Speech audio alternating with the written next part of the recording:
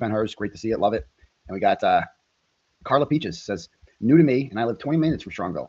You didn't really live stream it. Rich preppy town. It's a rich preppy town, huh? So it's a suburb of Cleveland. It's like probably looks like it's like 30 minutes, if that, to the southwest of Cleveland. And it town of about 45,000 people. John D. Rockefeller grew up there, apparently.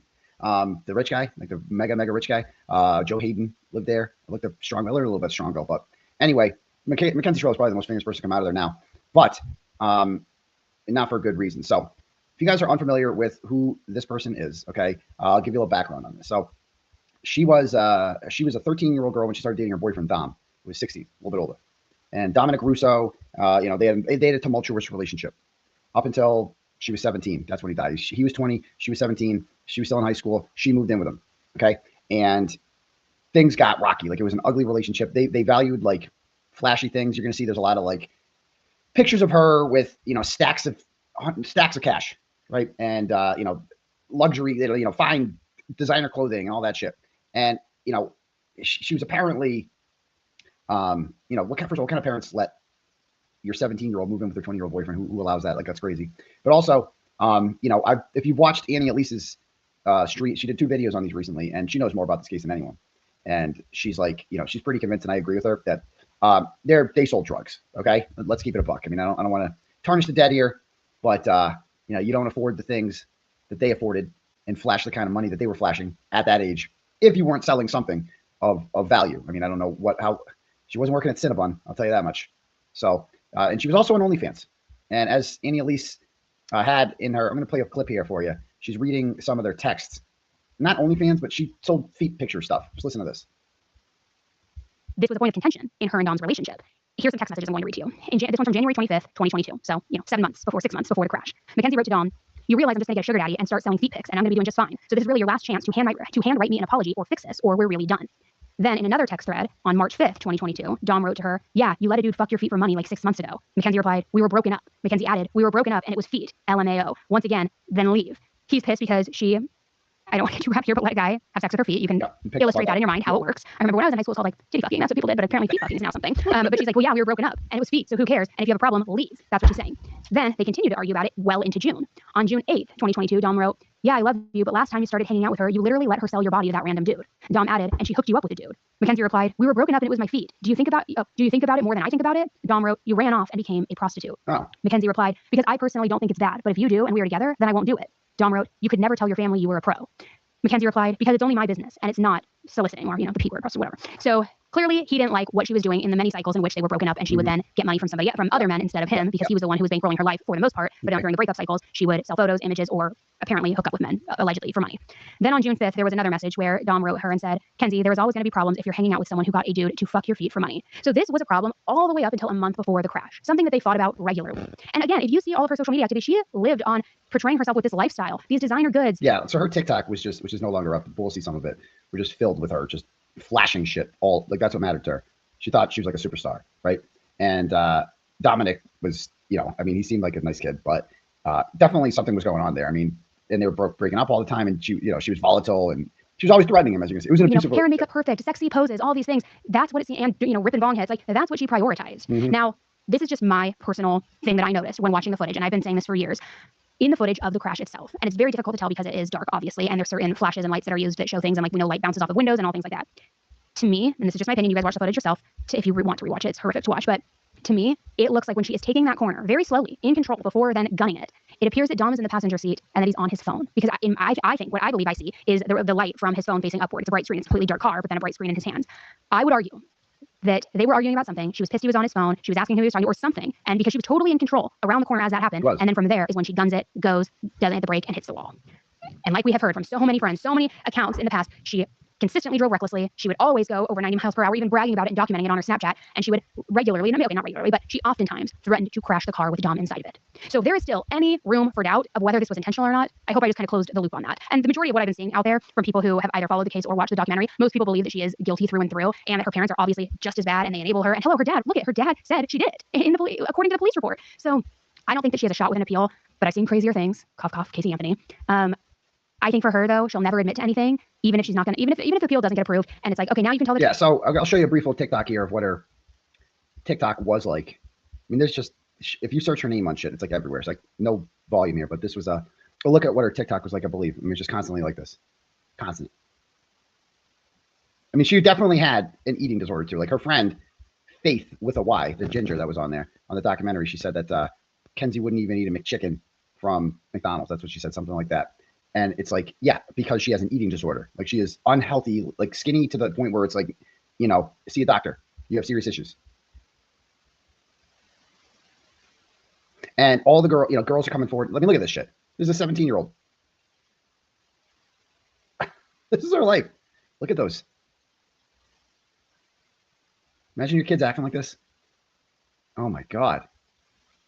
So I have no volume on this because I don't want to get struck by, this is on TikTok. Everything works on TikTok, and YouTube it doesn't work the way you get demonetized.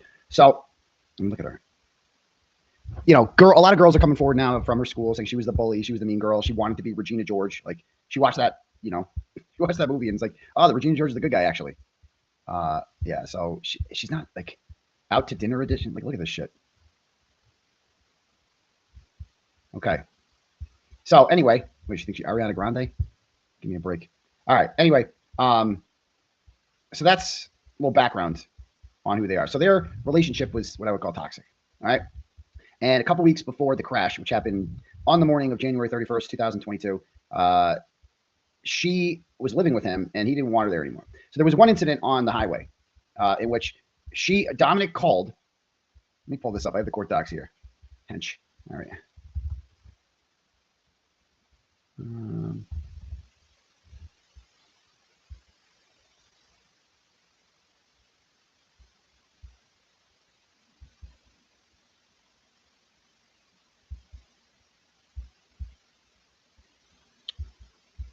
All right, let me see. Oh, here it is. Here's the court docs on this. So first of all right, so this is from her trial. So it says here, Christopher Martin testified that he is 42 years old and a friend of Dominic Russo's family. Martin testified about an incident that occurred in July 2022 before the crash. On a day that July, Martin was sitting with Dominic's mother, Christine Russo, when Dominic called Christine. Dominic seemed upset. Christine grew upset, and Martin agreed to drive to go get him out of the situation that could have been a bad situation. Martin called. So Martin's like the family friend of Dom's mother.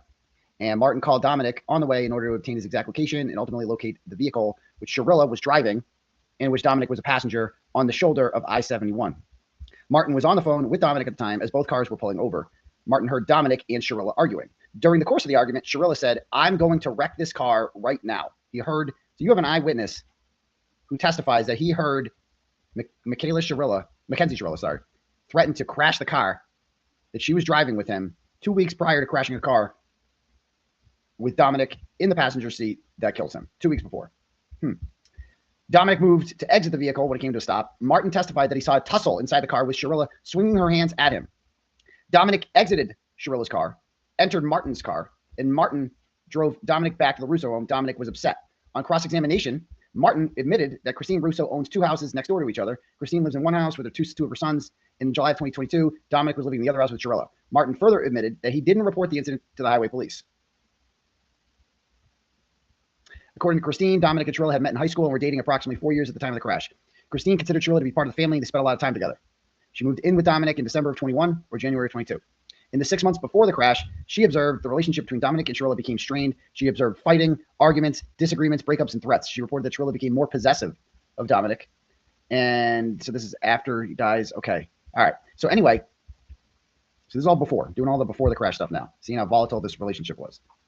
And so that's pretty strong testimony. Now, she claims that she produced a text message in her defense from between her and Dominic's mother, I believe, in which she says Dominic was doing something with the wheel. I forgot what she said, but it was actual document. It was evidence. It was definitely evidence. And she uses this in her appeal, and she says Dominic was the one that was, threatening to hurt me. Dominic's the bad guy. He's and it's in a text message. But this came after that incident. And so to me, and it's funny because I'll tell you why that doesn't mean shit to me. That means nothing to me. And I'm going to show you a text why, okay? As you guys know, I was in somewhat of a volatile relationship not too long ago. It's been well documented. And there was an incident on March 5th, 2025, at my ex-girlfriend's apartment. And she said that she was going to call the police and tell her that I hit her. And then she later claimed that she only did that to get me to stop filming. And she said that at about 3:50 a.m. after waking me up in the middle of the night. But here's a text message that was sent after 3:50 at about 4 a.m. in a group chat with me, her, and the ex and my friend Deanna, our mutual friend Deanna, who was really, honestly, I mean, she was one of the bridesmaids in Deanna's wedding. I mean, it's pretty fucking close.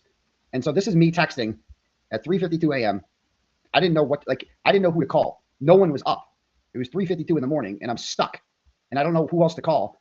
And so I'm like, well, why don't I just message our mutual friend Deanna? And I messaged in the group chat, and I said, "Are you awake?" And she responds, Meredith responds, and says,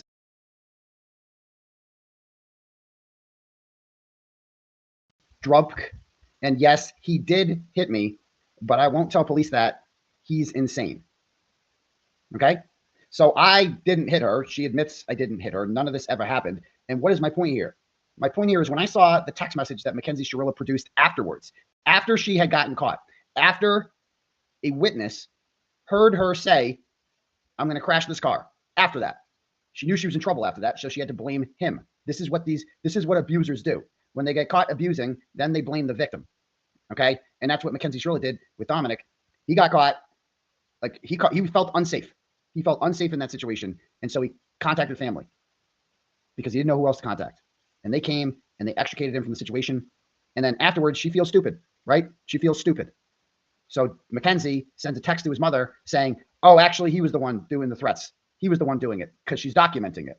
That's why she did it." And that's what this is right here. I'm like, as soon as I saw that, I'm like, "Oh, I've seen this before," because this is like it already happened at this point, and now she's trying to document it later on. For like that's all this is.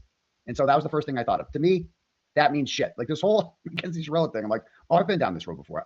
Luckily, I survived, but luckily, we'll see.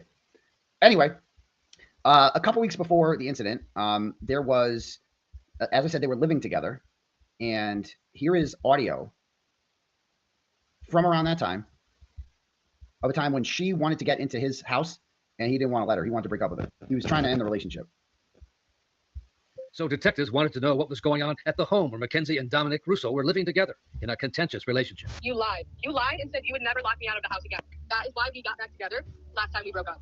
Dominic recorded many of the angry fights. You broke up with me earlier. Because you are a little weak. You broke up with me earlier. You broke up with me earlier. This is your last chance to open the door, or you are not coming out of this house all night, because I will not leave. Like, why did I just let you in the house if you break up with me? You're threatening to break my... No. Like, you're threatening to key my car. Threatening to break I will the key doors. your car Like, if you do not let me in the house. Oh. You're going to key my car if you don't If you don't let me in the house, yes.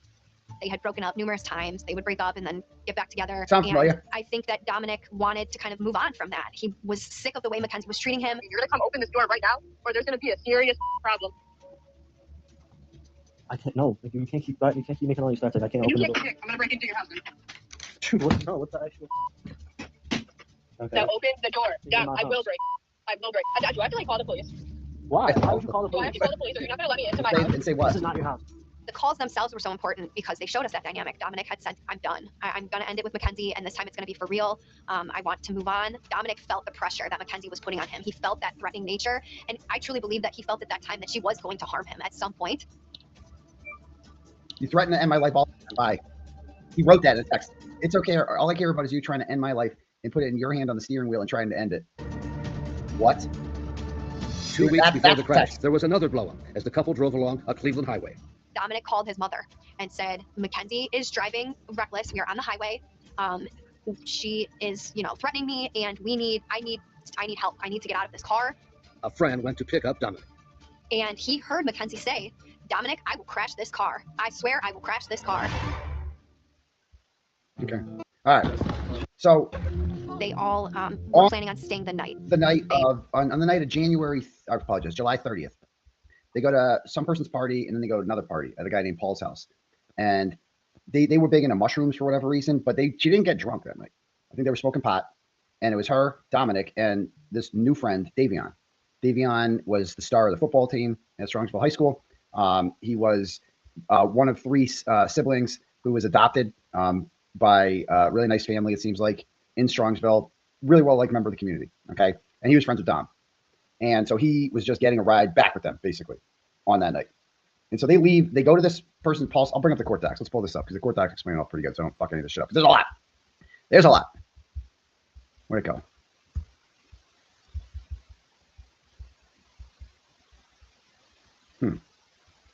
Give me one sec. I'll pull it up. I have so many windows open right now. I gotta find it. What's happening?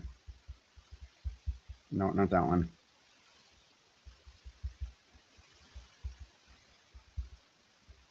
All right. Huh. There it is. All right, I found it. Let's go back to the court docs.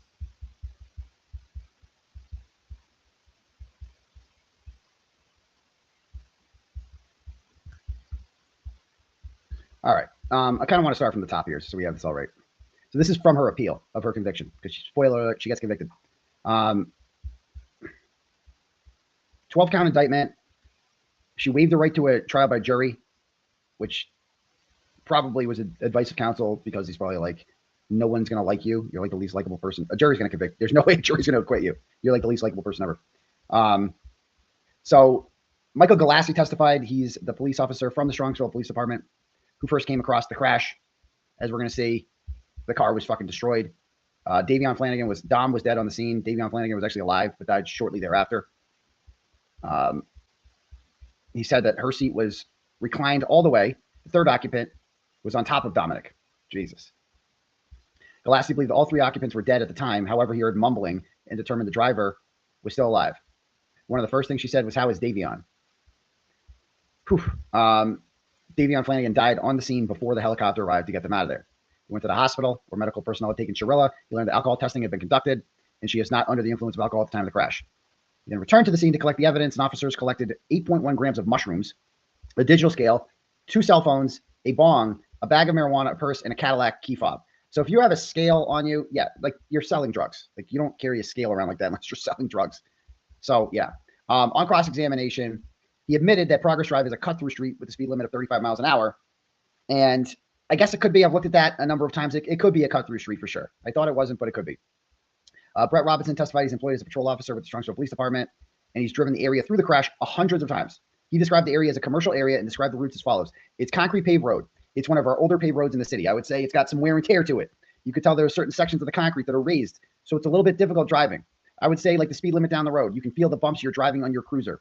When you drive on a Progress from Pearl Road, it goes from east to west. There's a series of curves you will experience in the roadway. Once you get to the end, it's a T intersection. Robinson responded to the crash scene. The prosecution played recordings captured on camera inside his patrol car, facing out through the front and rear windshield. The camera recorded him driving at a maximum speed of 54 miles an hour, and he stated that he felt this was as fast as he could safely drive on the road. It is a rough road, so even at that speed, he had to hold onto the steering wheel to make sure that I was in control, 54 miles an hour. Robinson assisted with breaking the windows and cutting the airbags and crashed the vehicles. Russo and Flanagan appeared to be deceased at the scene. She was stuck underneath the dashboard facing down in her lap. Ooh. She was unresponsive when he arrived, and they got them out of there. As paramedics began asking her questions, Shirila gave delayed verbal responses back to them. She was confused, but alert. She was not oriented to event or place. Stanislaus said that she was confused as to what the events were, but her pulse, motor, and sensation was normal. She had ruled out a stroke, seizure, or significant neurological. A stroke or seizure. Ruled out. Important. She had several broken bones, and her blood pressure was elevated on scene. Her blood oxygen level was 82, when a normal level is 95 or above. During the medical assessment, he found a baggie in her shirt with mushrooms and a case. He handed those items over to police. On cross-examination, he admitted the person could have a seizure before medical personnel arrived, and there would be no signs of it during the medical evaluation. So the defense is pushing that maybe she had a seizure. His assessment of Shirila was limited to his observations at the moment that she was in the ambulance. He further admitted that a blood oxygen level of 82 is extremely low. Normally a level that low indicates a person just went into cardiac arrest or came out of cardiac arrest. Okay. She didn't know what happened. She was in pain, broken bones, blah, blah, blah. Steve Vanek testified he's employed as a police detective and was assigned to the case.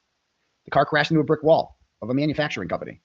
He spoke with the president that operated the facility and took photographs of the scene. Okay. So let me show you here. Let's watch video of the crash, shall we? I have it. Give me 1 second to pull it up. Yeah.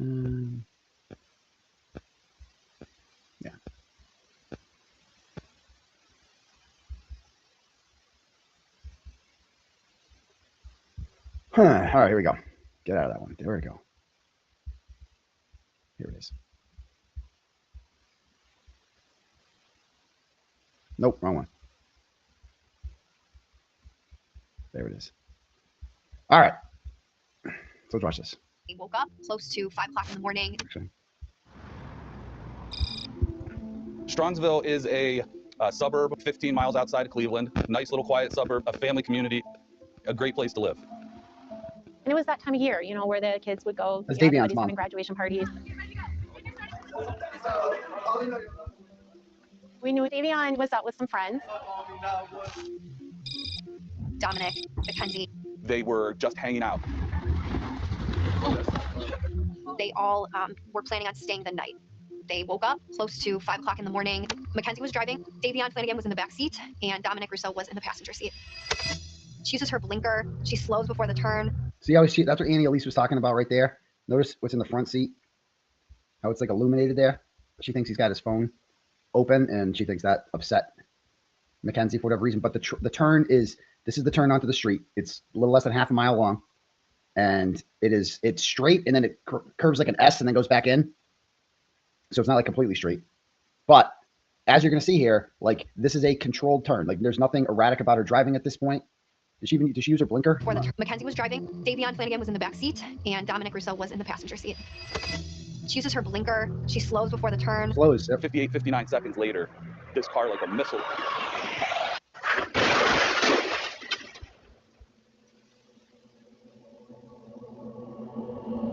This happened on a Sunday morning early, and it was 45 minutes before a passerby noticed the crash. Southwest Dispatch. There's a car that smashed up against the building. He smashed the sign and hit the building. The car's crashed. It truly was a horrific crash site. Car split in two. Radio, there's an occupant inside. Send us a squad now. Nothing prepares you for what you see on that body cam. We got to bust the window out. Send us some more units. Any more units of progress now, Anita? Now! What are we doing? 31, squad up. This is not a fresh accident either. She's been here for a while.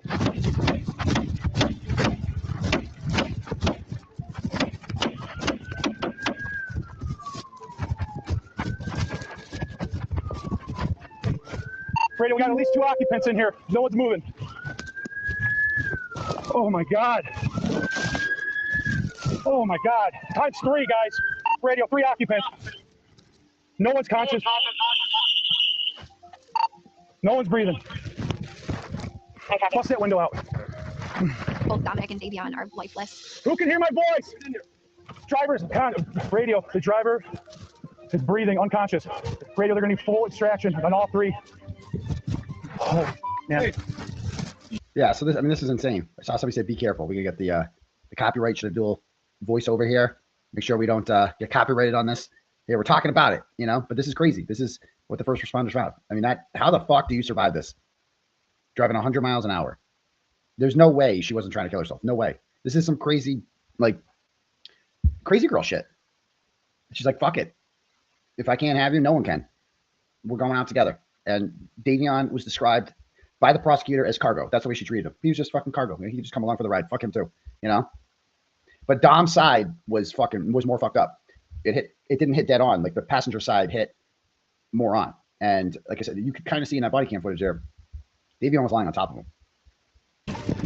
Not good, not good. Let me see your knife. Let's cut this thing out.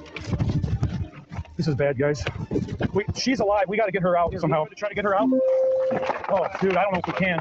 Mackenzie is inside the vehicle. She's trapped underneath the dashboard. Driver, 17-year-old female, still breathing, wedged in there.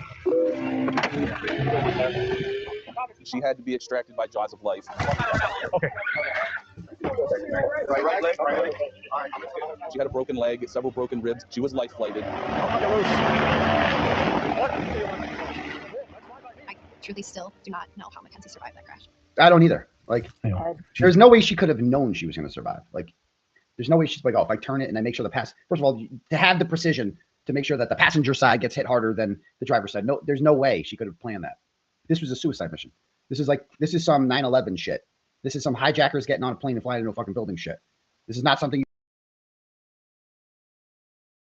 shit in there that I want to comment on. They don't own the content. It's not theirs. It's not like they did like an original, like the shit I was showing you was like body cam footage. Well, I guess this part was like I guess that part was like an interview they did, A&E did, but it's on YouTube. Like, bro, whatever. Anyway, we're streaming this one on Rumble too, so hopefully that saves it. And on the Twitch whatever. I don't know.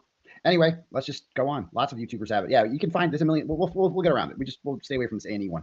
All right. So where were we? The crash. Okay, so we get to the crash. Oh, I got a whole thing on the body cam footage. Let me pull this up. Crash body cam footage. I got a whole different link for that.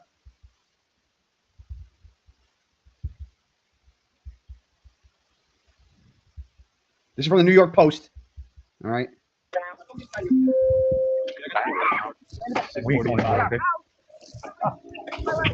No lag. You can hear it. We don't have that. All right. So you get the point. They're out of there. All right. So next. If you guys are just getting here, I guess if you just started watching this video now, we just did about 45 minutes of this. It got struck by whatever it should have been fair use. You know, I did make sure I stopped and talked. I did stop and talk, but apparently it wasn't enough stopping for them. Just keep it shorter between your comments, like every 10 to 30 seconds. Jesus Christ. Anyway, insane. We'll appeal it. The fair use. I mean, give me a break. All right. I said 9/11 and suicide. Is that what did it? I said words I can't use. I don't know. What Annie didn't get me. I don't know. Don't be like Cryford. Or what does he do? I don't know. By the way, anyone wants the turtle chats read? Why don't I take a little turtle chat break? Let me read a couple turtle chats, shall we? Now we lost the stream. We should grift a little. I think that's appropriate. We got Jared Kofendaver. Nice. Sends $10. Goes, Turtle. When the fuck did any of the Cryford cunt creatures ever offer to still go forward with the show at 10:45 at night? Because they wanted to and are dedicated. As much as you say this is for us and entertainment, you do this for you and your love of it. Appreciate the late show and your dedication to journalism. It's pretty awesome. You'll be on our history books. Mr. History Teacher. Yes, hopefully I will be, you know. Again, I don't know about Cryford and them. You're right. I do have a passion for this, though. I really want to do the show. I want to do this. Can I show Annie? I'm not showing the whole thing again. Yeah, I can show hers, I suppose. But yeah, actually, let me bring up what she's got in the part one. Her stream is mostly her talking, though.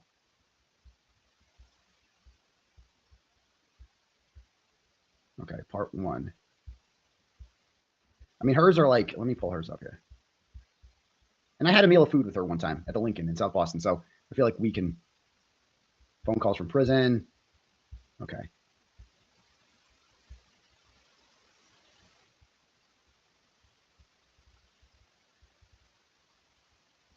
And I am going to draw on my personal experience for a second. A lot of you know who have been coming out of the accident, if Mackenzie thought that this was just a tragic accident. But others who knew Mackenzie and Dominic and knew them more closely began to believe that this wasn't an accident at all. And instead, it was something far more sinister. Mackenzie and Dominic began dating in 2021, and they had an overall tumultuous, but we're going to get into their relationship more in just a little bit here, so stick with me. Out at a party and smoking a little bit of weed the night leading up to the crash. And Mackenzie and Dominic offered to give Davion a ride home. Mackenzie was described by people who knew her in high school as selfish and entitled, and she never had to really take any accountability for her actions. She always just kind of got away with everything. After Mackenzie began to recover from the accident, many of the posts on her Instagram and TikTok really upset people as well, and we will get into specifically what she posted here shortly, don't worry. Most of her social media has now been deleted, so I couldn't find much except for a few screenshots here and there. However, people in the community who knew her from school commented on social media about Mackenzie's behavior, and all of those comments are still public. Some of the posts said that her parents knew about her drug use, and that her mom would like some of the pictures that she posted, her friend dressed as a weed for Halloween, which also caused a huge stir online. Several classmates weren't surprised that this horrific tragedy... So I'll bring up some of these examples. I got some of these here. I got my own research.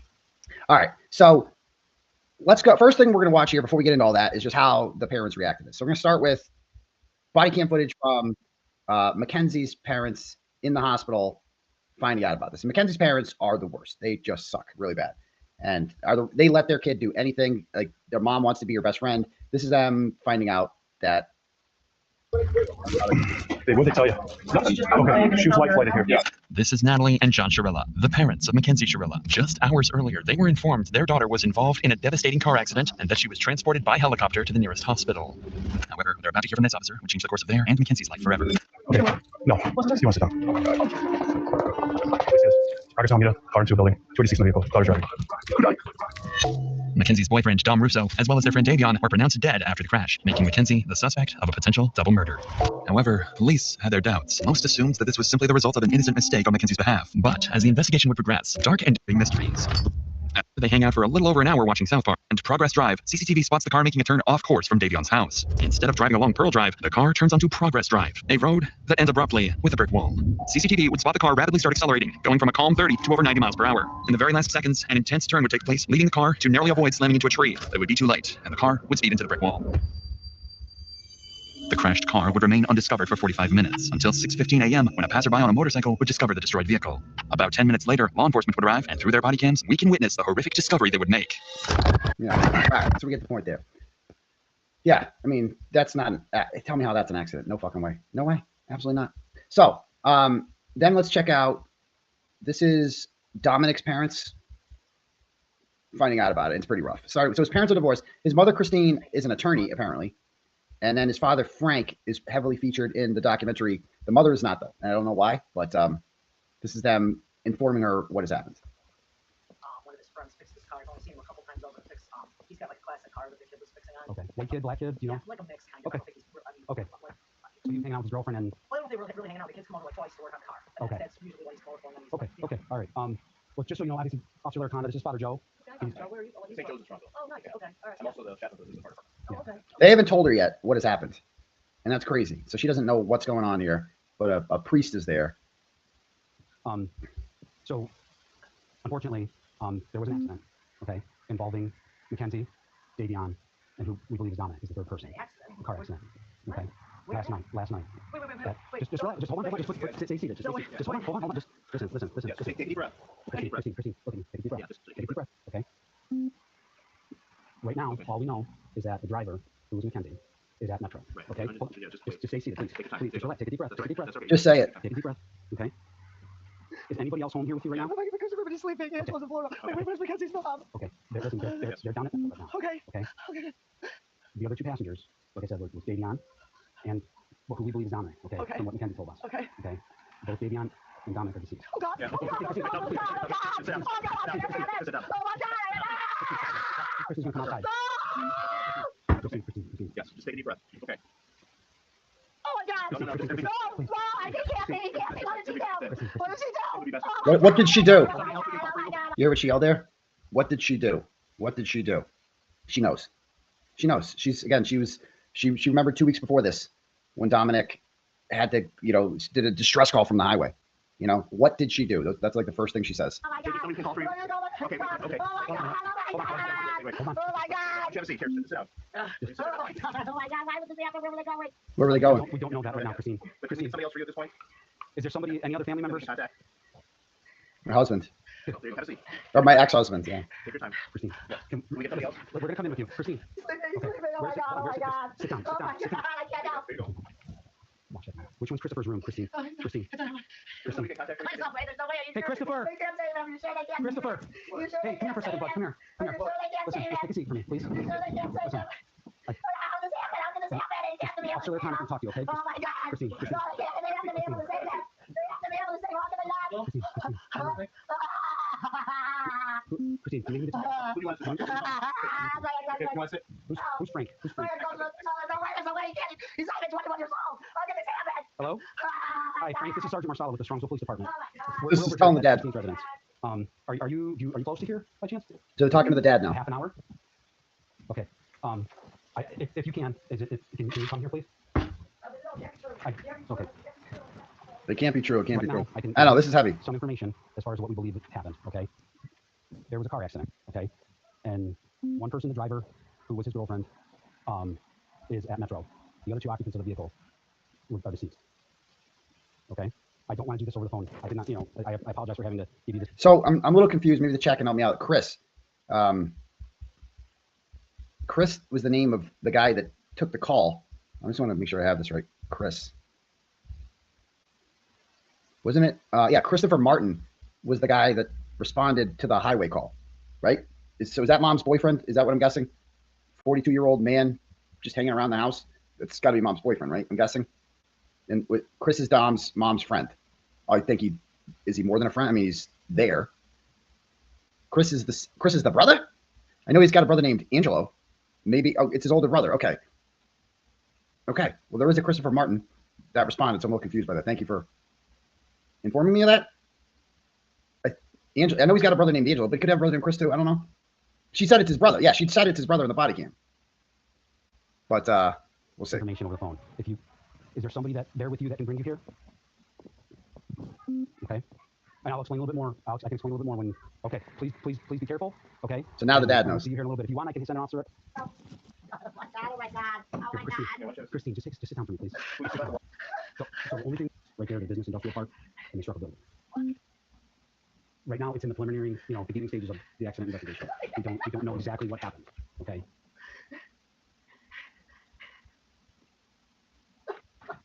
Is there anybody else? Jesus Christ. Is there anybody else that we can Oh my God. Right here, right now. For sure they couldn't save him, right? They couldn't save him. Like that. Oh my God. Oh my God. Oh my God. There's no way. There's one other passenger. You're sure, There was right? 3 people. It was female driver and 2 male passengers, which again, one was Dominic and one was who we believe is in his body. Do you? Oh my God. Hey Christine, you said where's her mom? Do you have her phone number? You talk to her? Yeah. You do? Okay. Oh boy. Oh my God. Oh my God. Not anymore. No, I don't. Okay. Do you know? No, Do you, no, okay. no, no. All right. No, you're fine. First one in here is with his dad. Let's see the voice. Okay. Okay. Yeah, I'm sorry you guys had to do that. Not easy, huh? Really tough. We just want to make sure that you guys have everything that you need. Or you guys need. Is there anybody that Chris? Is there anybody that you know that we can call? No, you trying to investigate. You're trying to investigate. Hello. Hello. Frank. It was tough. Okay. We'll call. Who was that that just called? We want to call back. It was Frank. It was. That's the dad. So they're waiting for the dad. The dad's on his way. Hi Frank. It's Sergeant Marsala again. Christine is right here. Hang on just a second. Here's Frank. He's on speakerphone. It's on speakerphone. Mackenzie was driving. My little brother. Oh, so that is his brother. I think he's autistic.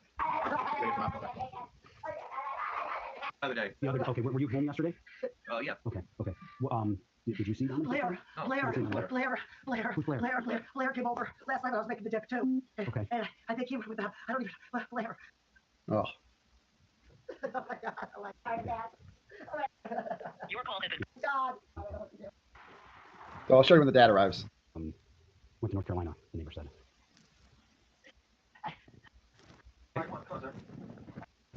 First name or last name? There's his first name. Okay. Good kitty. Look right around here. Okay. Chris, where the hell is Blair living? Let's call him. It's all right. There's a Davey on the I know anybody want to know who these people are.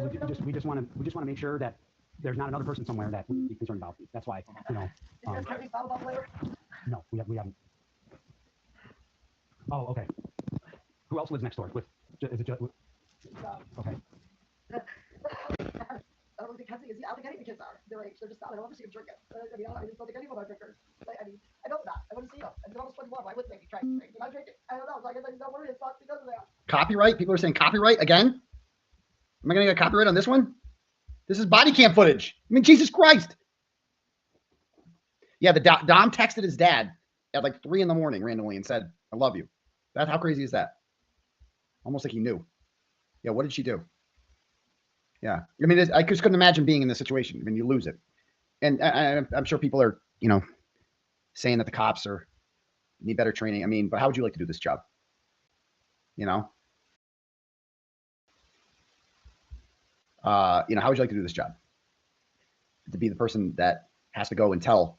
I mean, this is why I couldn't be a first responder. It's like firefighters, paramedics deal with this shit all the time. They deal with the dead bodies. They don't have to tell the cops are the ones who have to tell the family about the dead bodies and just tell them. Imagine that you go to a person that has no idea anything's going on.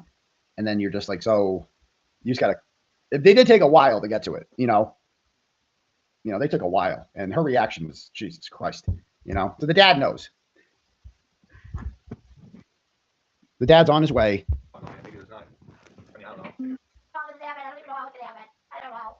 No, you're gonna learn. Yeah. Okay, so then this is the dad's here. No, we don't. Right now, it's so early in the investigation that we don't know. What we do know 100% is somebody called it in. Somebody passing by called it in at around 6:30. Yeah. So what it appears to happen is they were going westbound on Progress from Pearl Road, and they went in Strongsville. That business that's right on Alameda, right where Progress ends. That ends right there. They hit that building. They hit the sign out front and then they hit the building. We don't know that. We don't know that.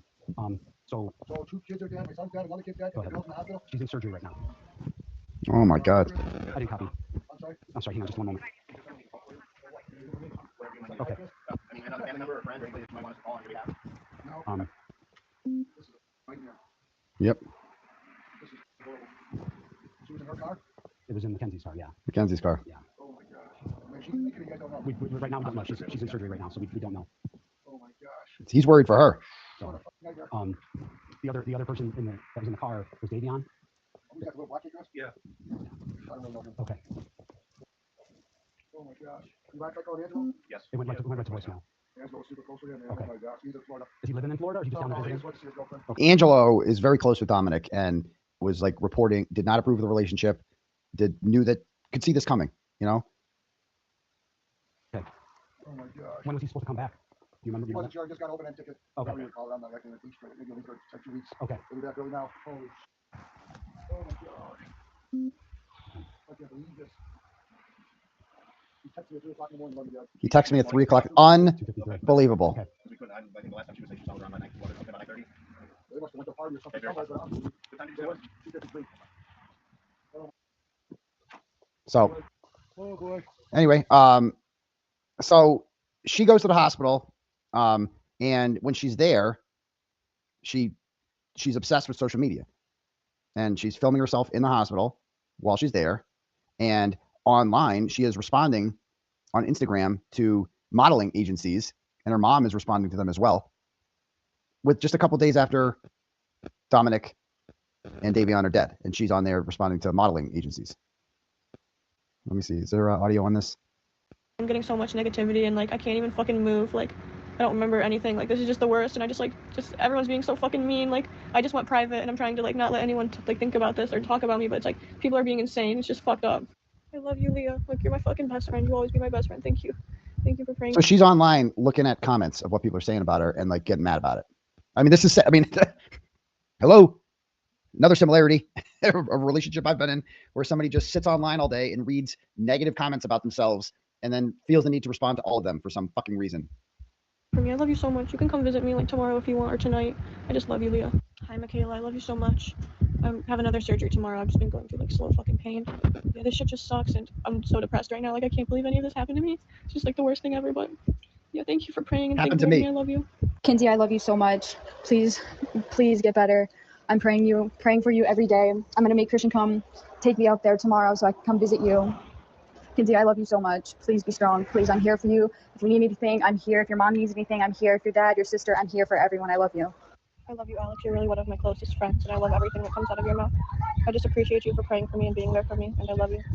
Thank you for the birthday wishes. I told you I got in a car accident. I've been in the hospital for like 5 days, and I'm like in serious fucking pain. Like I like broke my ribs, my neck, my arm, Killed and two my people. leg, Killed and two my liver people. and kidney type shit. Like I broke like all my shit. I broke all my Like, shit. You should see me right now. Like I'm sending you a video. Like this is like actually fucked up. Like and like I'll tell you more like tomorrow. Well, I'm sorry, Michaela. I don't even know what to think right now. Yeah. So these are the audio notes, voice notes that were on her phone extraction, apparently. Like fully accepted what happened. It's just like fucked. Yes, tatas. Thank you for reaching out, Dax. I love you so much. You're literally like my older brother. I'm doing a little bit better. I'm just in like excruciating pain, and I just feel like so like shit. I don't even fucking know how to explain. I just feel like numb.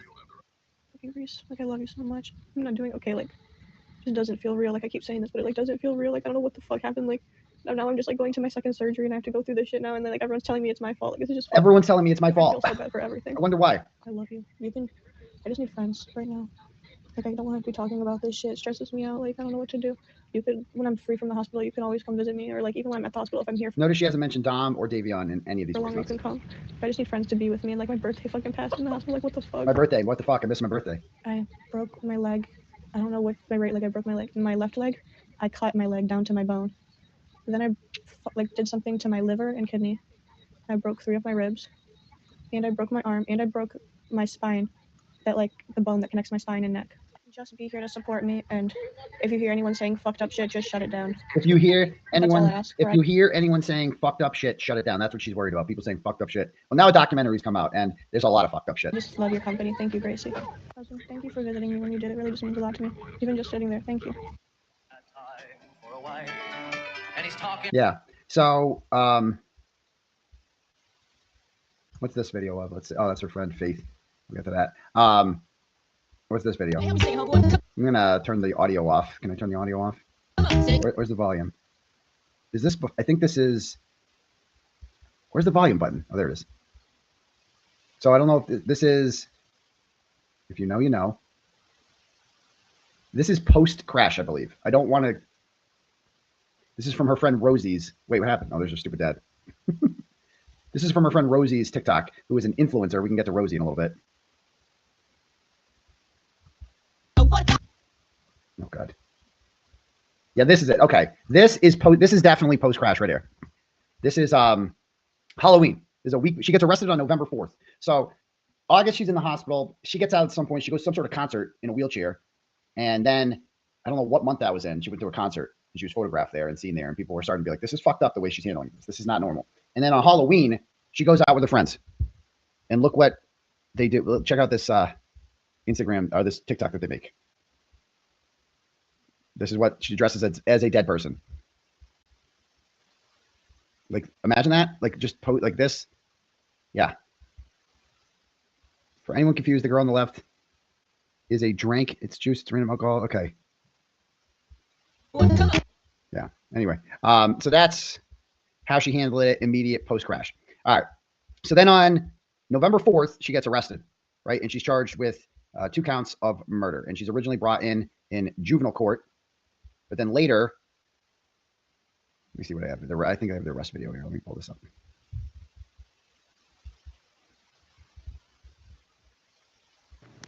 All right, so here she is being arrested. She actually filmed her own arrest.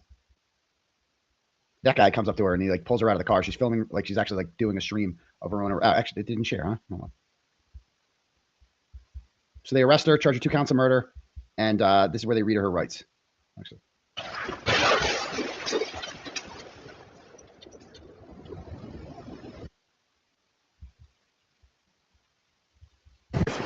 Back there, pal. Hi, Mackenzie. Step out for me. I'm Detective Kazoo. I'm the one who's been investigating the crash. You're under arrest for aggravated murder ×2. Okay? Nobody's going to ask you any questions. Nobody's going to bother you. Can I have your key, please? Could you please be careful taking this one off so it doesn't break the bracelet? You got it. You got it. You want my glasses? No. Thank you. You got it. So in the documentary, they talk about this. A lot of people say the body cam footage shows she's being vain and insensitive because she asks for the she's worried about the bracelet. Don't get the bracelet. But then Rosie gets on. Rosie's like her propaganda minister, and Rosie gets on there and she's like, "Oh, it had sentimental value. It was the last thing Dominic gave to her, and it said Dominic's name on it, and blah blah blah blah." So like that's their side of the story. Fine, whatever.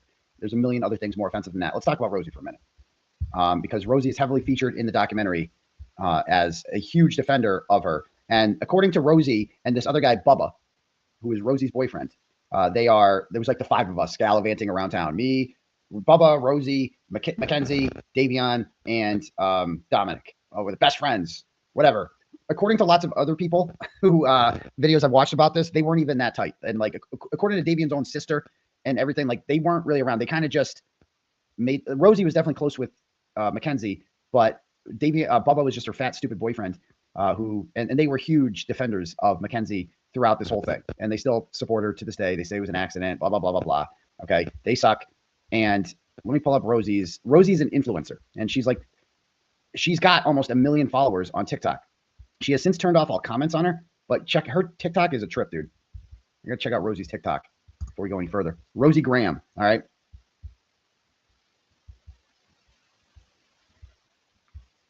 All right, everything on her TikTok is like me. Look at this shit.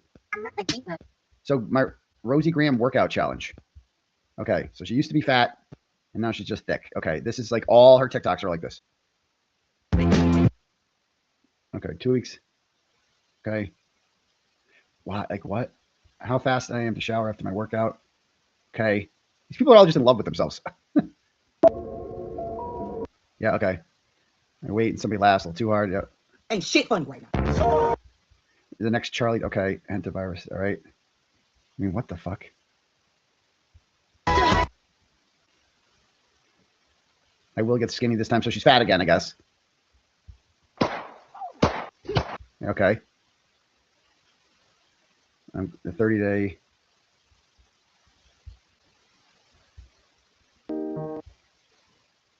Okay. The Rosie Graham workout challenge. Notice there's no comments on any of these. But she's got how many followers? She's got 975,000 followers on here. How far back do her TikToks go? Look at this shit. Bro. Okay.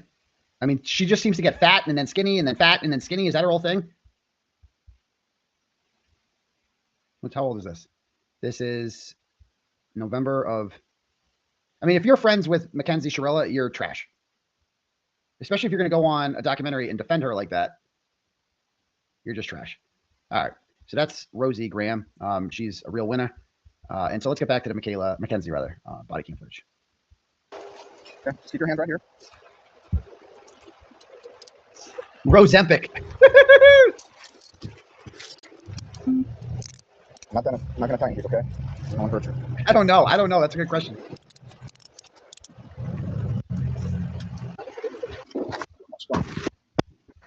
Just face the wall. I think so, yeah. So she's in jail. What's your first name? Yeah, okay, Mackenzie, I'm gonna take your handcuffs off. I need like all the jewelry and everything from off, okay? I can't wear any of it. No, I need you to take it off. I can't wear any of it. No, you're in jail, bitch. You can't wear fucking jewelry in jail, bitch. You absolutely cannot. I can't wear this. No. Now, unfortunately, everything's gonna have to come off right now once we know when the detective comes back and we know for sure what's going on. Everything's gonna be back up here. It's not going.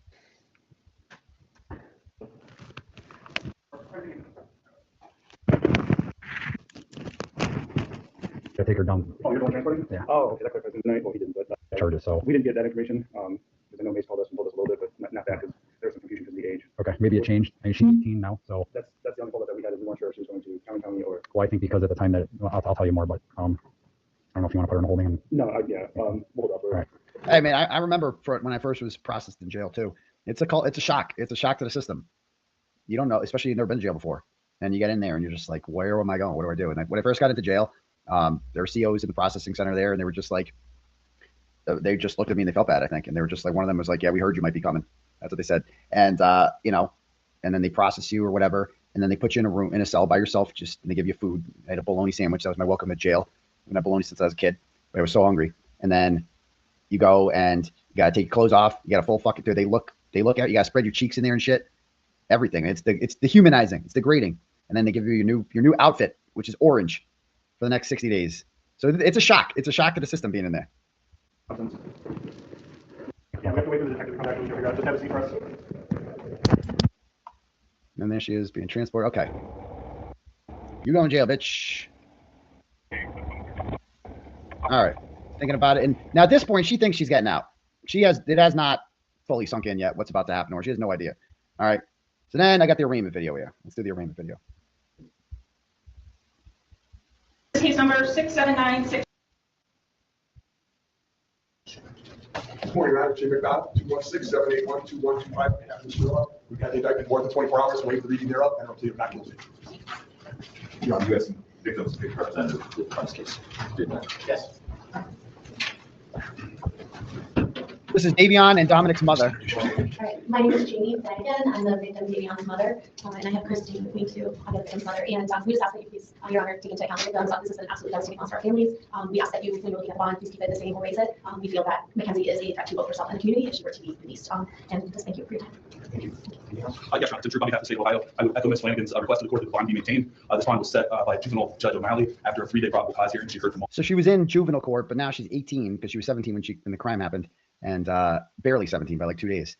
And so now she's 18. She's been arrested, and they want to move it and try her as an adult because it's murder. Multiple experts. The evidence in this case overwhelmingly indicates that these were intentional and purposeful deaths. And so we would ask the bond to be maintained. Thank you. Yes. For sentencing not guilty to the original bonds, continue $500,000 cash surety property. PDA must be submitted. Also, no contact with victim's family. This means yourself, your friends, your family members do not have any contact with the alleged victim's family's member. Do you understand that? Yes? Yes. Yes, stupid. All right. All right. We'll know Mr. McDonald's been retained. Case goes back to Judge Nancy Margaret Russo. Judge Russo's staff will set that next week. Thank you, Your Honor. Judge Russo, her eyes, that's Dominic's last name. Her eyes like lit up there. So she is not, that's how it happens there. So that's her arraignment. And as you're going to see in like the jailhouse calls, she does not like, she thinks that like Dominic's family is being unreasonable and shit like that. So here's her parents arriving at the police station when her daughter's been arrested, and listen to what they say. It's in the cards. I got it on my phone in your box. So, but I need to speak to my daughter because you guys aren't allowed to speak to her at all. That's from the lawyer. You guys aren't allowed to speak to her. Sir, they're the cops. They can speak to your daughter if they want to. She doesn't. I want you guys speaking to her. And I'll get him on the phone. And she can tell you that over the phone if that works, or I can go in and tell her not to open her mouth. How you guys did this on the weekend is just, well, you like just go, hey, there's a warrant for. We would have brought her right down here with no problem. It just, Unbelievable. I mean, 18. So the warrant was issued today, so we executed it today. The warrant wasn't issued earlier. Well, you could make a phone call, couldn't you? You could creeper out from my yard watching. So, she can't take any, she's an adult, she can't take any phone calls right now. She'll be transferred downtown. Okay, I don't know when. She'll be transferred downtown. Okay, well, I still need to speak to my daughter, so she understands whoever, not saying anything to you guys. Okay, and I don't know about the phone, I would have to ask her about that. Your phone mic is mine, it's not hers. I mean, I do need it. I have other children. And that's how we communicate. Yeah, and that's how we communicate. Okay, so I do need my phone. I mean, if you had to roll out the whole mass to pick up an 18-year-old girl who can hardly walk out of a hospital visit, it's just beyond me. So we follow the law, that's what we're doing today. So her, the phone that was in her hand is the one that we took, but I'd have to check with the detective to find out what's going on with that. I don't know the answer to that. Can we find out? I need it like right now. Let me. I have another child. No, I get it. So we got a lot. Am I going to be allowed to have a 2-minute conversation with her? You cannot talk to her about each other. Why doesn't she get a phone call? If you arrest her, why don't she get a phone call? She was just brought in. They're going to process her as soon as they get the time for her to make a phone call. She will be able to make a phone call. Just brought in. She's a lawyer. She does have a lawyer. She is 18 years old and she could speak that. Yeah, but she's a dumb 18-year-old that just turned 18. Well, And you guys are no. She's a dumb 18-year-old, the dad says. She's a dumb 18-year-old. Yes, she is, Dad. And Mom goes, she's not dumb. All the kids nowadays are dumb. And this guy's going to take advantage of it. She's not allowed to speak to you guys. I'm Listen, telling you that. her attorney can call us. Don't ask her any questions. She's not allowed to speak to you. Wow. So if you dial the number and ring it, yeah, it's her phone. No, not that. It's her phone.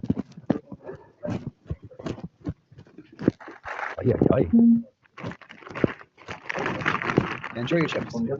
Enjoy your chips. Yeah. All right. So that's Dad being arrested. Now, when she was in juvie, she was originally in kid jail, and she had a bunch of write-ups, apparently. Of a staff member that was involved in the incident, and that was Jefferson. And what was the role of the staff member? They're the reporting staff member on this incident. At the above time and date, resident Shirila was observed harassing residents and staff with grievance threats. All day, I observed resident Shirila with a negative attitude, criticizing the facility and facility operations, stating she is not eating 25-cent meat. The chef from the cooking class was not a real chef. He makes chicken tenders and fries, and her chicken was peak. Resident claims she is on a no-meat diet. When she ate it, resident rushing younger resident during bathroom and shower time. And resident Shirila also gets attitude and mad when things, quote-unquote, don't go her way. Resident also stated she was going to get staff fired for doing their job and brag on how many grievances she wrote. Resident constantly the resident constantly antagonizes residents and staff with grievance threats. If we say no to a request or that she has to wait. So this is written on 1/30/23. So she's been in juvie now. I guess she got to go to juvie. She's been there for even though she's 18, she's been there for 5 or 6 months at this point, and she is just the biggest pain in the fucking ass to everyone because she sucks. She sucks. Resident told another resident that she was only going to shower on shower A and she would like to go first. I advised her someone else requested before her and that she would have to wait until they're done. She threatened.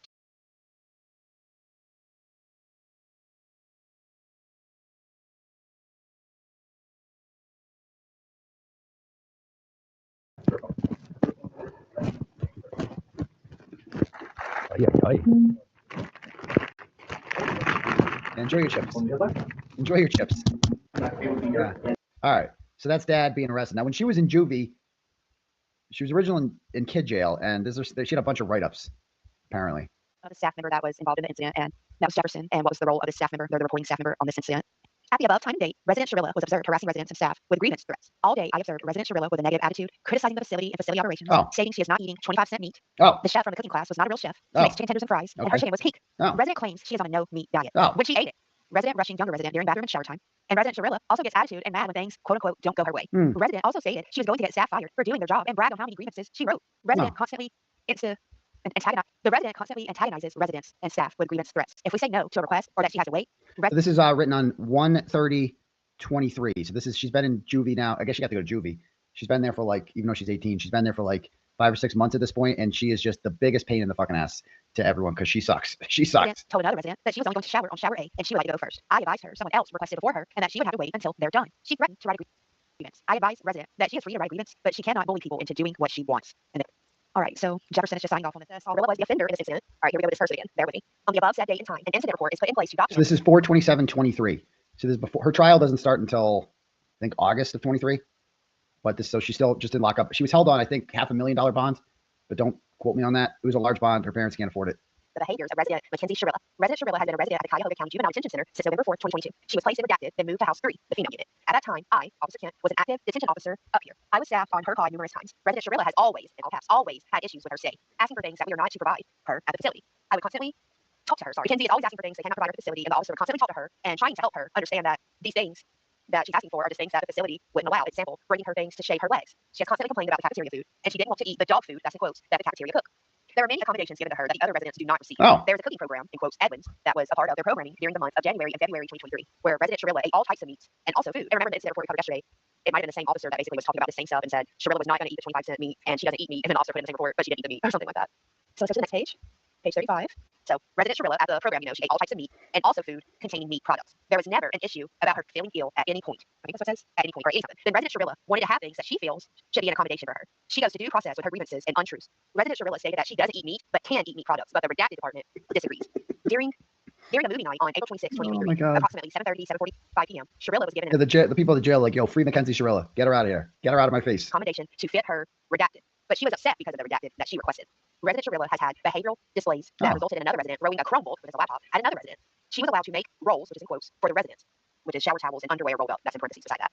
And that's when Shirila was sending notes to another pod from other residents, which resulted no mixings of pods. So gotta bear with me. I'm just reading what's here. Like I said, they write these like they're Kevin from The Office. Why use any word when few word do trick? So I'm not dumb. I'm just reading what's up here. So they're saying that her putting these notes in the rolls of the laundry and underwear that are being sent around is mixing of pods, and Shirila can't be part of that. She's so putting notes. Again, had a conversation with Resident Shirila about her behaviors and what come from her behaviors. Resident Shirila continues to write grievances against things in situations that doesn't fit. So, Shirila writes these grievances when she doesn't get what she wants. So there we go. That's what she wants goes with. So Officer Kent verbally notified both Beth and Wainwright about said behaviors. As a staff that advocates for children, in my professional opinion, resident Shirila is not being treated unfairly with no prejudice. So she filed. This behavior is also causing the other residents to be upset because they are not receiving the same accommodations as Shirila. Okay. This is not retaliation So of she's any special. sort, nor the act of unfairness. So basically, this officer is just fed up. She loves her job. She loves helping these at-risk youth get better. And basically, Shirila's just really pissing her off because she cannot do her job right because she's having to constantly babysit this whiny Shirila. Page. I guess that was the end of it. But basically, anytime Shirila gets told no, she throws a fit, whines and cries, and throws a grievance, and then finds another way to break rules and complain and write another grievance. Shirila is the offender in this incident report. Description is contraband. So on May 10th, 2023, at approximately 1 p.m., a routine search was done on House 3, Pod B. And during the search, I discovered $1.10 and Resident Mackenzie Shirila's cutty box inside an opened letter. Shirila also had 2 pieces of chewed up gum stuck to her room wall. And that's kind of funny because in one of my little Discord group chats last night, when we were talking about some of these DR reports and how Shirila's behavior is, I even made a remark. I was like, she's like that student that the teacher tells every single day, hey, no chewing gum in my class. And the very next day, that student always comes back, chewing gum. I'd say so. Once again, hey, no chewing gum in my class. And this is just more proof with gum stuck to her room wall. That's gross. I wonder if she's like sticking like pictures or art to wall with it or something. I don't know. But Resident Redacted threatened Resident Mackenzie Shirila and stated she was going to smack the fuck out of her on Friday before she left to go home. To see all of these reports, please visit BST Talk. Yeah. Mackenzie Shirila once again plays the victim after an incident of road rage where she's pulling her around. Yeah. Check this out. What the fuck is that? Turn the music out. This is all she does. Who's that? Is this the guy arresting her? Who's that guy? Wait, hold on. Is this a road rage she's involved in? Attended somebody's car where she threw an object at somebody's. Watch this. Mackenzie Shirila once again plays the victim after an incident of road rage where she threw an object at somebody's car. After the man tried to confront her, she called the police and pretended not to know why this man was following her around. So she threw something 90 miles an hour. She films herself after she threw something at a guy's car, and the guy got out and realizes he's dealing with a retard, then got back in his car. He's like, okay, all right, bye. And she. But once again, when Natalie was contacted, she wanted to press charges on him. On him. So she threw something at this guy's car. This guy's just like, what do I do? Maybe if more people in her life like this man tried to hold her accountable for her actions, she wouldn't. Look at the be steering focused wheel. right I mean, Jesus Christ. This is just one of the many incidents of her road rage and distracted drive. All things Mackenzie was not taught. Yes, so I slowed down a little. Pretty much, I just noticed this guy was on my ass, so I slowed down a little bit. And when I got to the Sheets light from Polaris, he literally got out of the car, which is the video that you just seen. And then he literally followed me all the way down to Lund Road and turned with me on Lund Road. And I thought he was just turning on Lund Road, so I turned onto my street. And then he fucking turned with me, so I knew he was following me then. So I pulled in the first driveway that I could see. And he fucking blocked me in the driveway, trying to get out of the car and fight me or something. This is a grown ass man that's 5'8", trying to fight me. So obviously that scared the fuck out of me, and I called the police, and he was literally not letting me out of the driveway. And then I went to the police station and whatever. That's pretty much what happened. It was so scary. Okay, so look, I don't know if I told you the full story, but we went to the police and whatever. Second of all. Yeah, so she just does whatever she wants. Let's see. For what? It's a privilege, right? No, it's not. It's a part of the curriculum. Yeah, and I do what I do every day. Do you have? This is a video from her high school of her cosmetology teacher. I do. Okay, good. I'm gonna have a client tomorrow, though. Thank you. I appreciate your concern. I'm just gonna send you a voice message because it's easier. But apparently, the color that her hair turned was not how it was supposed to turn. I don't know what color it was to keep Janicia from knowing, but I do not even know. When I was looking at Janicia's hair, one side was a red and the other side was. All right. Anyway, so that sucks. So let's get back to the case itself. So she's in jail, and then she goes to trial. Let me bring up the court documents on this again. Here they are. All right, let's pull this up again. All right.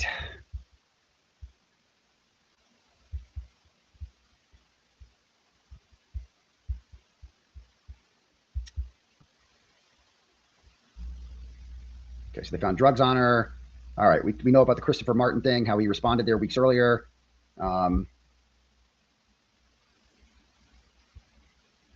right, so here's her version of the crash. In the 6 months after the crash, before the crash, she observed this bad behavior. Shirila texted Christine the following: I remember turning onto the street, and then my vision fades to black. It really kills me not to be able to remember anything. I promise you I would tell you. I've been asking my therapist why I don't remember, and she said it's because of trauma. I'm trying to get myself hypnotized and maybe make myself remember. Right. How convenient that she just doesn't remember any of this. Goes on to say, Christine, the mother, confirmed the incident on July 17th, where Dominic called Christine and needed to be picked up immediately. After Dominic died, Christine was provided with 3 videos of Shirila and Dominic on a phone that had been inside the house. We saw those earlier. Christine testified that the videos had been made in July after the incident on the highway, based upon the content of the conversations between Shirila and Dominic, and had been recorded on a phone owned by William Ellis. The phone had been in Dominic's home and was returned to Ellis, who discovered the video recordings. The court allowed the videos to be played over the defense objection. And then there was Paul Burlinghouse. It was his house that they were at. He said it was just they were smoking marijuana. He didn't smoke and did not believe Shirila did either. The tone of the get-together was quite chill, like a normal sleepover. No one drank alcohol or used any other drugs. He went to sleep and woke up around 3 o'clock. She was still sleeping on the couch. Flanagan was watching TV with another friend. He went back to sleep and arose later and found out what had happened. Everything seemed fine that night. Tyler Croy testified. He knew Shirila because they were classmates in high school. He knew Dominic Russo through mutual friends. They were pretty good friends. Okay, so these friends come forward with Life 360 data. And they're like, we know exactly where Davion was going that night.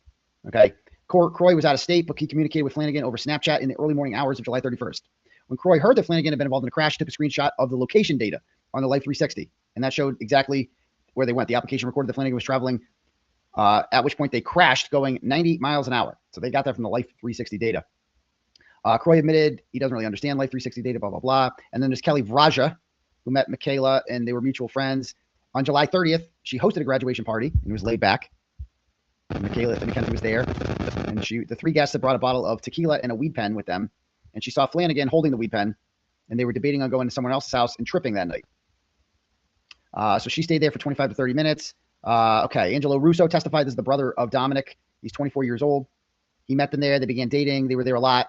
According to Angelo Russo, Shirila and Dominic had broken up many times over the years, and he was considering ending the relationship for good. Shirila sent Angelo a few texts after the crash, which Angelo provided to police. In an August 6th text, Shirila, this is a week after he killed her brother, Shirila asked Angelo, would you be able to go in Dom's room and grab some photos from his desk of me and him so I could put them into a casket so he could be with me forever? What? Shirila sent him another message later that month. She killed him, in which she apologized for the crash and said, I know you probably think it's all my fault. I wish that he was here too. This should never have happened. I really do feel bad. It's killing me. Adam McQuaid from not the Bruin, reviewed the data from the data recorder, the EDR recorder on the Camry. It showed that the vehicle's accelerator pedal was fully depressed at 100% for 4.6 seconds before the crash. Within 4.5 seconds of the crash, the vehicle registered a small right turn and then a small left turn, followed by a significant right-hand turn that caused the data recorder to note a rollover event, meaning that there was enough lateral force on the car that the data recorder thought it was turning over. He explained that the car was traveling very fast and that there was a hard yank on the steering wheel, turning the wheel 142 degrees. The car registered a small change in velocity as it hit the curb and a large change in velocity as the vehicle hit the wall. At no point was the brake pressed. Done. Done. That's it. Case closed right there. There's no explanation for 100%. Gas, nothing. Now, her defense is she had something called POTS, which is some sort of thing that makes you, asleep at the wheel or something like that. I don't know. But when the mother had to sign something for her to get a license, and on there you swear that you don't have any medical conditions that would cause you to fall asleep at the wheel. So they didn't have it when she wanted to get the license, and after she killed 2 people, she renewed the license. She got her license again because that was their concern at the time, making sure that Hell on Wheels could drive.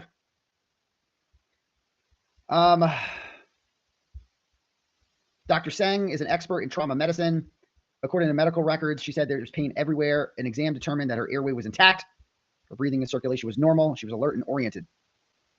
The mother informed medical personnel that Shirila had a history of POTS, which can have the patient to unusually elevated heart rate. According to medical records, Shirila denied drug use When being asked by medical personnel, and a blood alcohol test reflected none detected. Medical personnel did not note any cardiovascular, neurologic, joint, or muscle symptoms. No sleep disturbances, anxiety, memory loss, disorientation, nothing. She was fine. She did feel depressed, grief, guilt, and shame, and said she wanted to die and that it was her fault for killing her boyfriend. Dr. Seng testified that this blood oxygen level was low. A person who has suffered a seizure or a mini stroke could possibly have recovered within 2 hours. And then you have Michelle Rumaniski from the Ohio Bureau of Motor Vehicles. She indicated that when applying for a temporary driver's license, Shirila attested that she did not have any condition that resulted in episodic impairment of consciousness or loss of muscular control. She further attested she didn't have a physical or mental condition that prevents her from exercising reasonable control of a motor vehicle. She made the same attestations to obtain her previous license, which was issued in April of 2021. So she didn't have anything. There was nothing wrong with the Toyota that somebody testified, so everything was good. No indication of a pre-crash or electrical failure, nothing. It was fine. Everything was fine with the car. She was fine. The car was fine. The EDR data shows her going 100 miles an hour in 4.5 seconds, basically. A hard right turn could be consistent with the driver attempting to maintain or get control of the vehicle. It could also be consistent with a passenger pulling onto the wheel, trying to avoid a collision. It could also have been a physical reaction caused by the impact of the vehicle hitting the ground. So the EDR data shows that the car went into neutral for a second. So they were fighting for their lives. They realized exactly what she was doing, and one of the boys was attempting to put the car into park, etc. It is possible that a driver attempting to brake may accidentally hit the accelerator. But he said normally in that situation, he would expect to see a data recorder capture that the accelerator go from 100% to 0 at some point. On redirect, he could not recall ever investigating a crash in which the data recorded a 100% accelerator application throughout the entire duration of the incident with no brake application. He testified that the hard right happened nearly simultaneously with the vehicle hitting the curb. A medical doctor testified as well. Multiple blunt force injuries, toxicology, blah, blah, blah. The driver's intention of inflicting self-harm and harm onto the passenger's inner vehicle. That's what the investigation revealed. On cross-examination, Dr. Filo admitted that the manner of death was changed for each of the victims based in part on evidence that Ms. Shirila intended to kill herself. Elliot Rawson from the Ohio State Highway Patrol, CARS unit, visited the scene of the crash and mapped it out. He concluded the vehicle was traveling at an average of 88.86 miles an hour over the 2 seconds leading up to the crash, 97 miles an hour before leaving the roadway. That the vehicle was gaining speed before leaving the roadway, and it left the roadway and crashed into the building. Yikes. We've seen the crash. I mean, it's just so obvious. Hazu interviewed Shirila in the hospital, during which she made a statement, either to him or to her mother in his direction, that they are about to take my license away for 10 years. That was her first concern. GPS data from her phone recorded that she was located in the area of Progress and Alameda on July 28, 2022. So she was scouting out the area. Her social media history, we've seen all that. And the defense brings up some lady named Allison who owns an organic market and saw them holding hands one day and said they were in love. So that's good. Her aunt testified, said they were in love. Natalie Shirila, the mother, testified. She said she wasn't suicidal. She had POTS. There was no medical expert that was called up that said she had any sort of whatever. Okay. Woozy, blah, blah, blah. Okay. So she goes for a bench trial. There's this. I didn't see the whole trial. I can't find the video of it all out there anywhere. I'll be right back. Don't go anywhere. Hold on.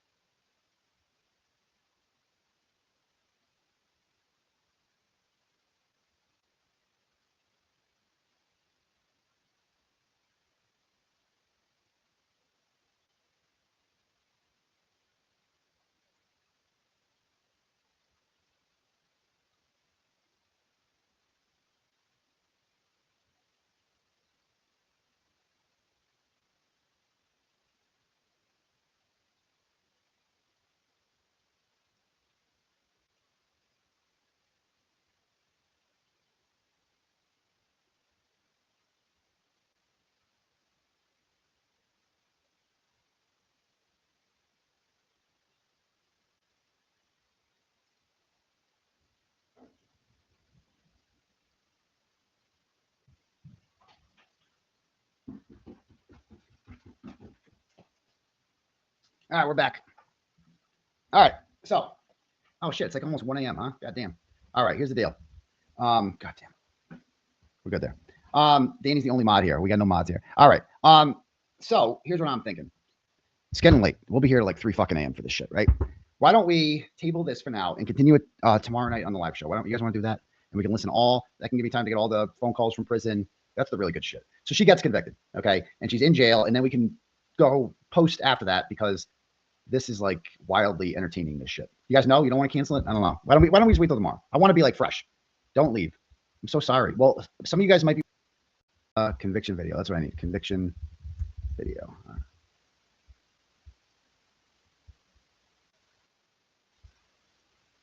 No, I don't want the sentencing. Actually, let me pull this up. It's like I can't click on this video. I'll get struck. That is good. Will use to solve. Those decisions have forever altered the futures of 3 families, and of you also, Mackenzie.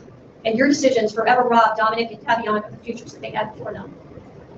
If there is one thing that can be taken away from this case, as painful as it is this. Every decision we make is important. Every action we make is important. Regardless of whether the decision is a good one or a bad one, or the actions are good or not, the result is the same. The consequences ripple through time and affect many more people than one might think at the time. She hates her lawyer too. The jailhouse calls. We'll listen to some of those tomorrow. So she picked a bench trial, which is the defendant's right. And Bradel loves bench trials because judges know the law better than civilians do, than a jury. And he just thinks that, I mean, it's your best shot. Except if the judge sucks, which Beverly Cannoni sucks. Beverly Cannoni probably would have convicted Karen Reed because she sucks. Right? So, whereas a jury acquitted Karen Reed because they're normal. They don't suck. The first one sucked. But juries are also human and unpredictable. So you never know. You never know. And I would assume that her lawyer told her, look, the jury's going to hate you. They are not going to like you. They're not going to like all this shit.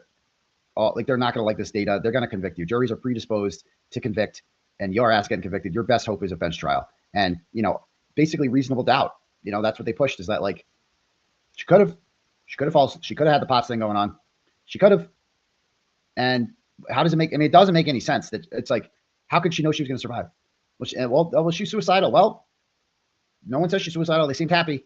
It wasn't a strong defense, but it was a defense. And Judge Karp at the Kelsey Fitzsimmons trial, he had a whole long thing. Remember, he had the whole long thing with her?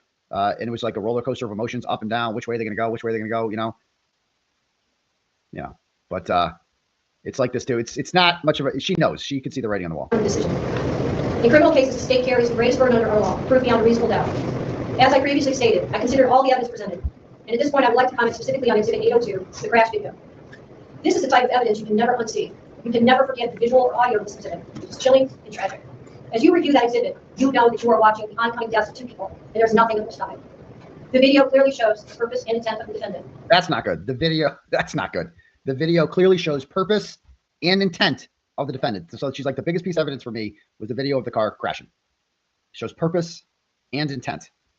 She chose a course of death and destruction of victims. That's when she realized, I am about to be convicted of murder. She had no idea this was coming, as you're going to see from the phone calls from jail later on. When you hear that purpose, those aren't good words. Those aren't good words. Exhibit 802 crystallizes the deadly decision-making of the defendant. She morphs from a responsible driver to literal hell on wheels. That's not good. She makes her way down the street. Literal hell on wheels. That's not good. That's not a good sign. Mackenzie alone made the decision to drive the car, to drive an obscure route, a route she visited a few days before, and a route not usually taken by her. Mackenzie alone chose the time to make the drive, early in the morning, when any reasonable person would expect a few people would be nearby to witness it or offer life-saving assistance. She made these decisions despite knowing, as any reasonable person would, that her mission of death could involve others, not even in the car with her, other people, other cars, pedestrians. She had a mission, and she executed it with precision. The mission was death. Mackenzie alone decided to push the pedal to the floor and demand the ultimate speed of that vehicle to 90 to 100 miles per hour. Imagine like the judge was like, but there's reasonable doubt. I find her not guilty. I guess there's still hope. She alone decided what was to be. Mackenzie decided death was the ultimate goal that day, and she alone made that decision for Dominic and Davion, and she continuously acted in a manner to achieve her purpose. Whether or not she intended to also kill herself is a matter of speculation. They have no relevance to the range of the evidence in this case. The totality of the evidence clearly demonstrates Mackenzie Shirila acted purposely and intentionally in the early morning hours of July 31st, 2022. Her purpose was to kill Dominic Russo and Davion Flandin. No reasonable fact finder could view the totality of this evidence in this case and come to any. Yeah, I mean, it doesn't matter if she was trying to kill herself or not. Lindsay Clancy supposedly tried killing herself, right? It doesn't matter. Still killed the kids. Her actions were controlled, methodical, deliberate, intentional, and purposeful. This was not reckless driving. This was murder. Court renders the following verdicts. Count 1. The court, having had count 1 tried to pursuant to waiver, finds the defendant, Mackenzie Shirila, guilty of murder, to wit Dominic Russo, in violation of Ohio Code Section 2903.02a, charged with count. Look at the parent. They're shocked. The mom is literally shocked. Look at the dad. He starts. They are so stupid. They can't believe this. Like they just like, oh, wait till you hear the phone calls from jail. You got a raw deal, honey. Count 2. The court, having had count 2 tried to pursuant to waiver, finds the defendant, Mackenzie Shirila, guilty of murder, to wit Davion Blanchard, in violation of Ohio Code Section 2903.02a, charged with count 2 in the indictment. Count 3, murder. The court, having had count 3 tried to pursuant to waiver, finds the defendant, Mackenzie Shirila, guilty of murder, to wit Dominic Russo, in violation of Ohio Code Section 2903.02b, as charged with count.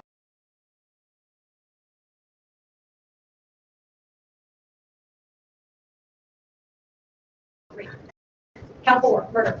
The court, having had count 4 tried to pursuant to waiver, finds the defendant, Mackenzie Shirila, guilty of murder, to wit Dominic Russo, in violation of Ohio Code Section 2903.02b, is charged in count 4. Count 5, felonious assault. The court, having had count 5 tried to pursuant to waiver, finds the defendant, Mackenzie Shirila, guilty of felonious assault, to wit Dominic Russo, in violation of count 6 tried to pursuant to waiver, finds the defendant, Mackenzie Shirila, guilty of felonious assault. The court, having had count 7 tried to pursuant to waiver, finds the defendant, Mackenzie Shirila, guilty. The court, having had count 8 tried to pursuant to waiver, finds the defendant, Mackenzie Shirila, guilty of felonious assault, to wit Davion Flanagan, in violation of Ohio Code Section 2903.11a2, as charged in count 8.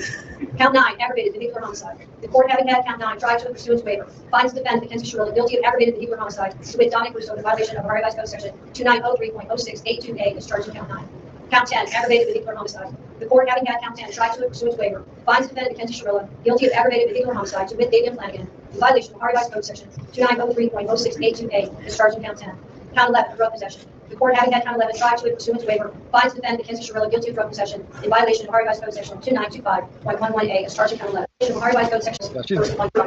If any party wishes to file a sentencing memorandum, please be filed by 4 p.m. on Thursday, August 17th. Thank you.